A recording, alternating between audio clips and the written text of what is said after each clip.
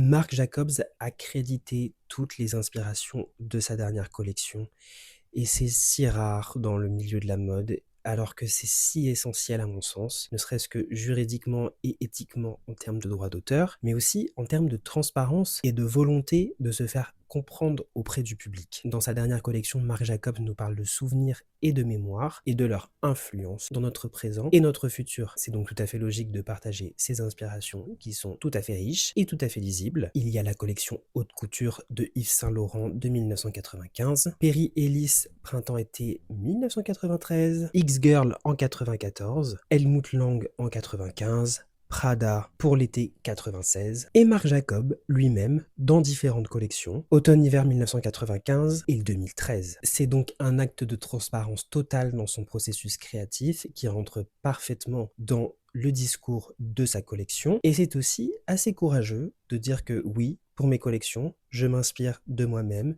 je m'inspire des autres et ça fait du bien de l'entendre. Marc Jacobs soulève aussi un vrai sujet. Qu'est-ce qu'une nouvelle collection? Est-ce que c'est forcément des nouveaux volumes, des nouvelles couleurs, des nouvelles matières, ou est-ce que c'est des formes qui existaient déjà et qui sont aujourd'hui perfectionnées, plus lisibles, plus claires, plus pratiques, plus fonctionnelles, et c'est intéressant dans une industrie où on ne prône que la nouveauté et le renouvellement permanent.